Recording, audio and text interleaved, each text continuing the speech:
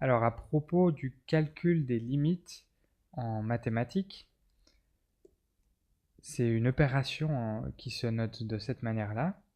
Et ça consiste en calculer la valeur d'une certaine fonction f quand son argument tend vers un certain point, ici qu'on note c. Notez que ce point, ça peut être n'importe quoi, ça peut être l'infini, 0, 21, etc. Notez aussi que le calcul d'une limite, c'est pas forcément quelque chose de compliqué, ça peut être tout à fait trivial.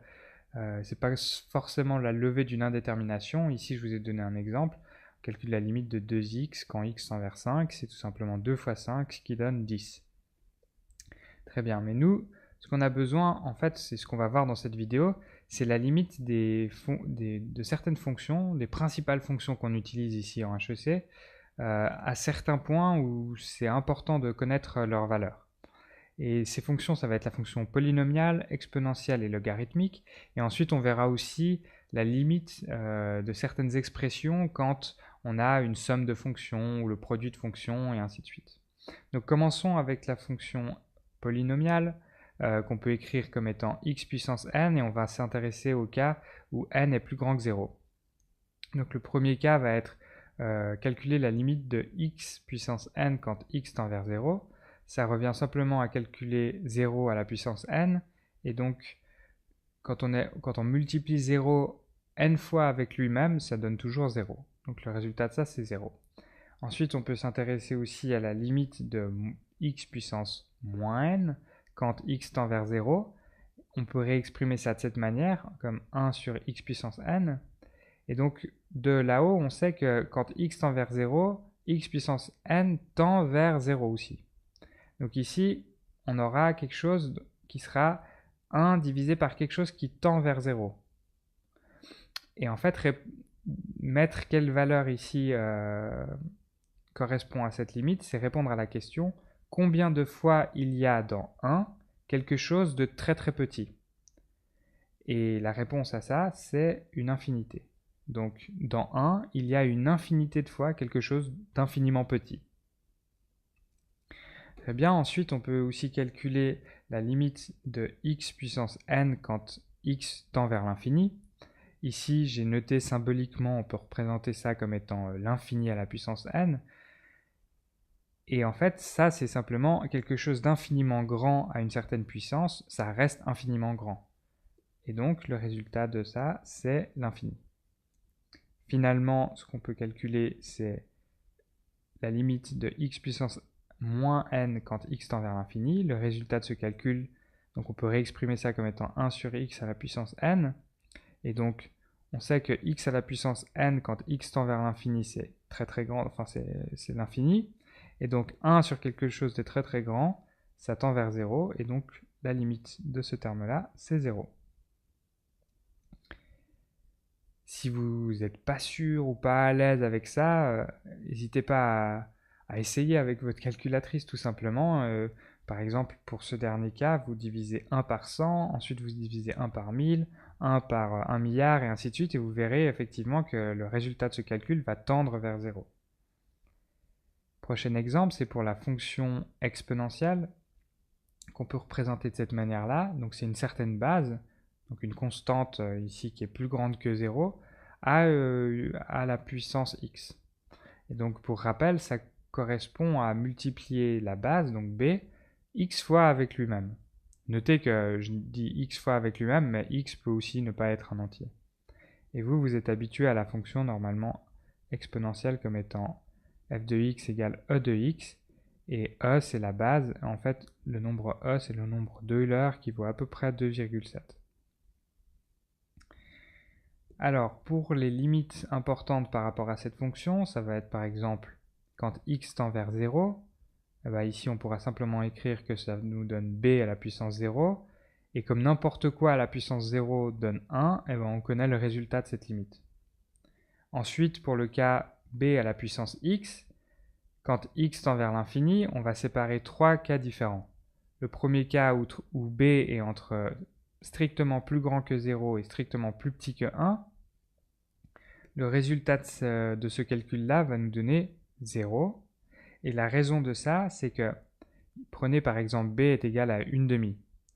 Donc, quand on va calculer b à la puissance x avec x tend vers l'infini, on va multiplier une demi une infinité de fois avec lui-même. Donc on prendra une demi fois une demi, donc la moitié de la moitié de la moitié de la moitié, et ainsi de suite.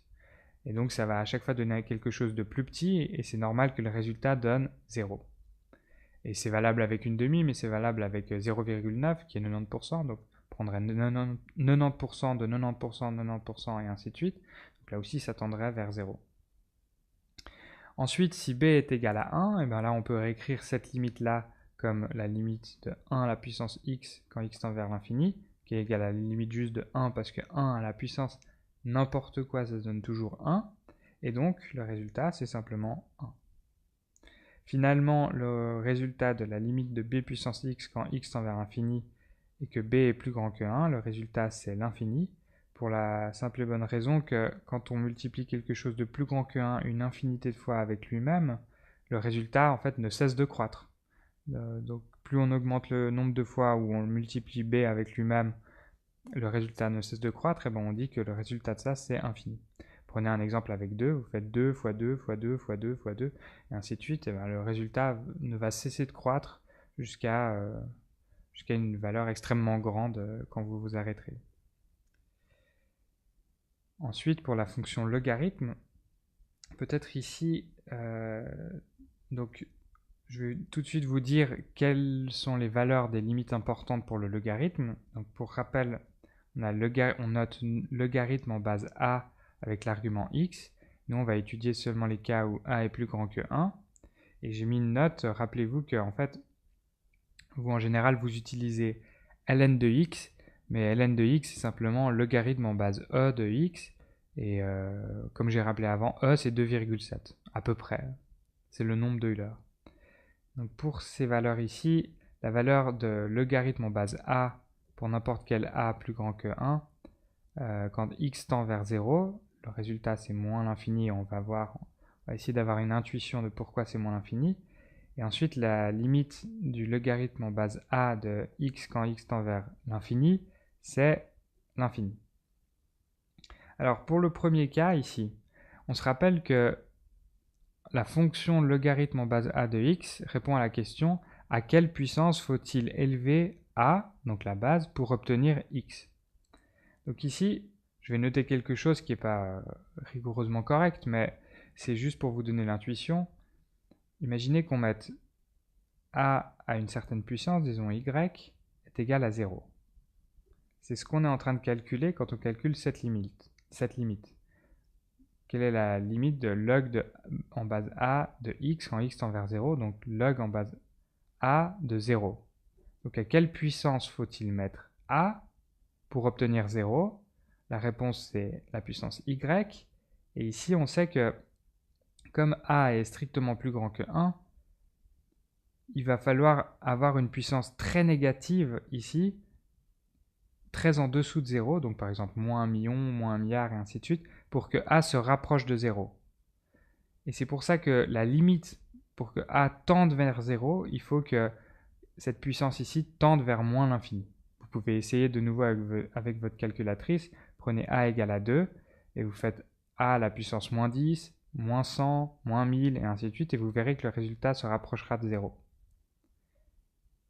Pareil ici, pour le deuxième cas, en fait, quand on calcule quand x tend vers l'infini, ce qu'on fait, c'est qu'on cherche le y tel que a à la puissance y tende vers l'infini, donc entre guillemets soit égal à l'infini.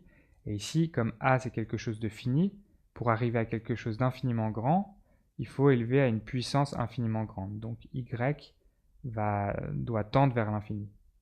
C'est pour ça que le résultat de cette limite, c'est l'infini. Finalement, comme je vous ai dit avant, on va voir le cas où on a plusieurs fonctions qui entrent dans un calcul. Le premier cas, ça va être quand on a la somme de deux fonctions et qu'on calcule la limite d'une somme de fonctions. Ça, simplement, c'est égal à la somme des limites des fonctions. Quand on a le produit de deux fonctions, le résultat va être égal au produit des limites des fonctions. Et pareil pour la division. Et notez bien ce que j'ai écrit ici, c'est que ce que j'ai dit là-haut, donc le 1, le 2 et le 3, ne sont valables que si les limites f de x et de g de x existent. Donc si ces termes-là et ce terme-là existent, alors on a cette égalité-là.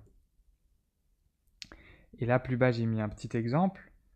Donc, la limite de 2 plus x quand x tend vers 33. Alors, on peut dire que 2, c'est f de x et x, c'est g de x. Donc, on peut séparer ces deux limites en disant que c'est la limite de 2 plus la limite de x. Et donc, le résultat, ça donne simplement 35. Pareil avec le produit. La limite de 7 fois x, on peut dire que 7, c'est f de x et x, c'est g de x. Et donc, la limite du produit, c'est le produit des limites. Et on obtient finalement moins 7. Finalement, on a aussi la possibilité d'avoir des fonctions composées. Et sous certaines conditions, que j'ai notées ici d'ailleurs, on va pouvoir, on va pouvoir en fait rentrer la limite dans la fonction externe. Donc, je vous ai donné un exemple ici. Imaginez qu'on ait la fonction 3 fois w plus 4 fois e à la puissance 1 sur x. Alors la limite de ça quand x tend vers l'infini, c'est égal à 3 fois w plus 4 fois e à la puissance la limite de 1 sur x quand x tend vers l'infini. Ce terme-là vaut 0, donc on aura toute cette parenthèse à la puissance 0 qui vaut 1. Et pour raccrocher avec ce que j'ai écrit en haut et que je vous laisse lire, ici, en fait, notre f de x, ça va être 1 sur x. Notre g de y, ça va être 3w plus 4e à la puissance y. Et on voit bien que quand on évalue g de y au point f de x, on a en effet 3w plus 4e à la puissance 1 sur x. Et on a bien, en effet, que on évalue g à la limite de f de x. Donc ici, on évalue g avec l'argument qui est la limite de f de x. Ensuite, un petit contre-exemple par rapport à ce que je viens de dire. Ici, on a une fonction, on n'arrive pas à déterminer en fait une fonction externe qui ne dépend pas de x et une fonction interne. Et si on faisait l'erreur justement de calculer un peu indépendamment la fonction de ça et la fonction de ça, alors on arriverait au mauvais résultat. Je vais cacher la bonne réponse que j'ai oublié de cacher. Ici, on pourrait être tenté de dire, bah oui, quand on calcule la limite, ça c'est très petit, donc ça tend vers 0, comme j'ai écrit ici. Et ça, quand x tend vers l'infini, ça tend vers l'infini. Donc on aura 1 plus quelque chose de très petit, ce qui fait juste 1, à la puissance l'infini. Oui, mais 1 à la puissance quelque chose de très grand, ça reste 1, donc le résultat c'est 1. Ça c'est faux comme raisonnement. Parce qu'en fait, il y a une interaction, si vous voulez, entre ces deux termes. Ce terme-là, au fur et à mesure que x augmente vers l'infini, ce terme-là, en effet, va tendre vers 0, mais il sera toujours un tout petit peu plus grand que 0. De telle manière qu'on aura 1 plus quelque chose un tout petit peu plus grand que 0 à une puissance énormément grande. Et donc, il y aura en effet, comme j'ai dit, une interaction entre ces deux termes, de telle manière à ce que le résultat ne soit pas 1. Et le résultat, comme j'ai marqué avant, ça va être exponentielle de y. Donc exponentielle de ce qu'on a au numérateur ici. Et ça, si je peux vous donner un conseil, c'est de bien vous rappeler de cette égalité-là. Finalement, à propos de la dominance, on dit que définissons donc des constantes a plus grand que 1, b plus grand que 1, c plus grand que 1. Et donc on dit que la fonction exponentielle, donc a puissance x, domine la fonction polynomiale, x a une certaine puissance b par exemple, et elle-même, donc la fonction polynomiale, domine la fonction logarithmique. Et quand on dit qu'elle domine, ça veut dire que elle croît beaucoup plus vite. Ce qui a comme impact qui fait qu'on peut calculer une limite. Parce que, prenons cet exemple-là. Dans ce cas-là, on sait que x à la puissance 3 quand x tend vers l'infini, ça va tendre vers l'infini. Mais on sait aussi que e à la puissance x quand x tend vers l'infini, ça tend vers l'infini. Donc on pourrait être tenté de dire, ah bah c'est l'infini divisé par l'infini, donc c'est indéterminé, et puis voilà. Mais ici, comme on connaît maintenant, on a dit ces quelques mots sur la dominance, on sait que exponentielle croît beaucoup plus vite que polynôme. Et donc, que quand x va tendre vers l'infini, ce terme-là va être beaucoup plus grand que ce terme-là, de telle manière à ce qu'on aura quelque chose de très grand qui divise quelque chose de moins grand. Et donc, le résultat sera 0. De la même manière, comme le polynôme domine le logarithme, mais que l'exponentielle domine le polynôme, l'exponentielle domine aussi le logarithme. Et donc, on peut aussi dire que la limite de ln de x sur e de x, quand x tend vers l'infini, c'est égal à 0, parce que certes, le logarithme tend vers l'infini dans cette situation-là, et l'exponentielle tend aussi vers l'infini dans cette situation-là, mais l'exponentielle de nouveau croît tellement plus vite que le logarithme que le résultat nous donne 0. Parce que ça, c'est beaucoup plus grand que ça.